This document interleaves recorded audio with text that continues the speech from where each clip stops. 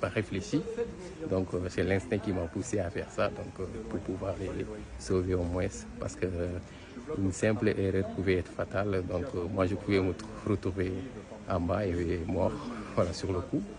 Et d'autant plus que les bébés que je ressortais, ou bien les gens que je ressortais de par la fenêtre, ils pouvaient tomber, donc on pouvait tous tomber en même temps. Voilà. J'ai retrouvé Fousseinou, c'est cet homme qui a fait preuve d'un courage exceptionnel vendredi après-midi à Paris, lors de l'incendie dans un immeuble d'habitation, où au péril de sa vie, il a sauvé des bébés et des enfants d'un danger de mort imminent. Je vous propose tout de suite d'écouter son témoignage pour Brut. Lorsque j'ai sauté, donc je ne savais pas si là où j'ai mis mes pieds, bon, pour me tenir, pour ne pas me retrouver moi aussi tombé, quoi.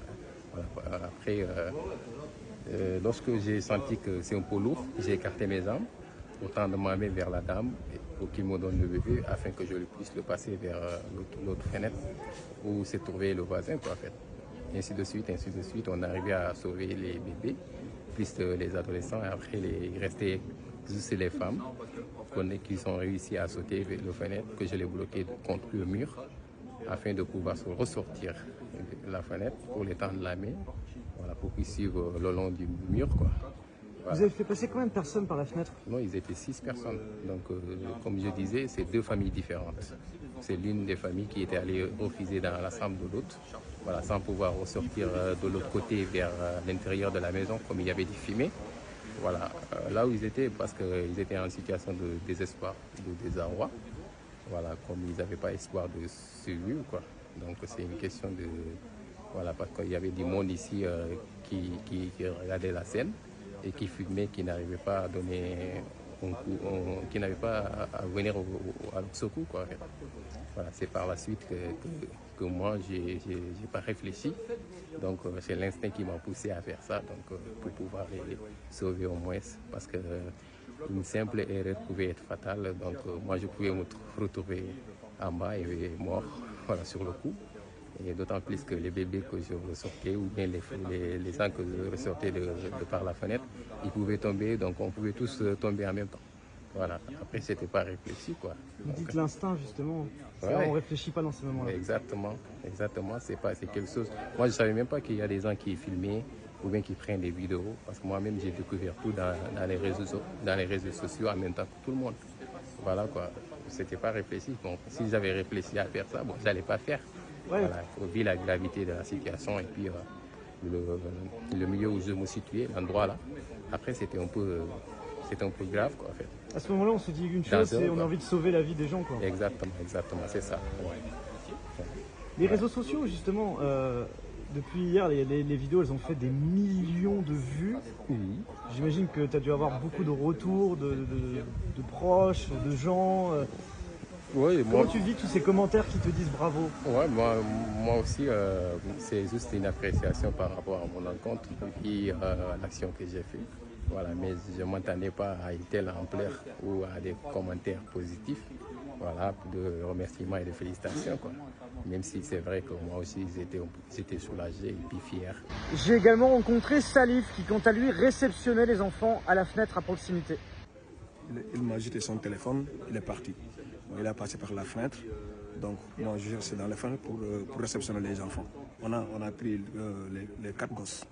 Et ensemble, vous avez réussi à sauver toute une famille. Oui, on a sauvé 6 personnes, donc on est très content de sauver les gens, parce que si c'est nous, on a besoin de quelqu'un de sauver. Il y a beaucoup de messages sur les réseaux, justement. Tout le monde au Sénégal, tout le monde m'appelle.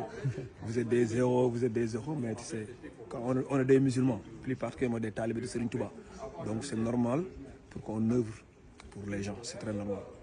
Et en tournant ce reportage, spontanément, il y a plusieurs habitants qui sont venus à ma rencontre pour me faire part de leur détresse. Parce que depuis cet incendie vendredi, certains ont tout perdu et ils n'ont aucune solution de relogement qui leur a été proposée.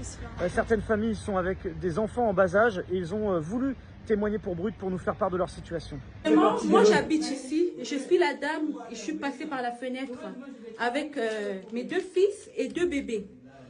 Donc le même jour, le même vendredi soir, ils m'ont dit de retourner dans mon appartement qui est dans cet état-là. Il n'y avait pas d'électricité. Là encore, il y a l'électricité. Il n'y avait pas d'électricité. Est-ce que je peux vivre vraiment dans cet état-là?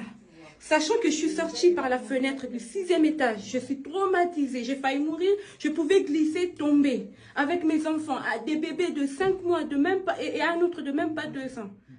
Vraiment, Adoma, la directrice d'Adoma, vendredi m'a dit de retourner dans cet appartement, que c'est habitable. Que les pompiers lui ont dit que mon appartement était habitable. Est-ce que je peux vivre comme un rat? Est-ce que moi je suis un animal? Je suis quand même un être humain, une maman qui est traumatisée. Je suis maman monoparentale, je suis seule avec mes enfants. Je galère ici avec mes enfants. Est-ce que je peux vraiment, après tout ce qui s'est passé, je suis traumatisée. Est-ce que je peux vraiment retourner dans cet appartement? Regardez vous-même. Vraiment. La salle de bain, les murs. L'appartement a pris, l'immeuble a pris feu vendredi. Et le même soir, à 23 h, ils nous ont permis de retourner dans nos appartements. Il n'y a aucune solution. Donc là, les logements, ils ont été condamnés là. Ouais. Là, c'est toi où tu habites ici. Ouais. Donc là, on a condamné la porte de ton logement, mais tu n'as pas de solution pour dormir. Il n'y a pas aucune solution. Ok. Il n'y a pas aucune solution. Ouais.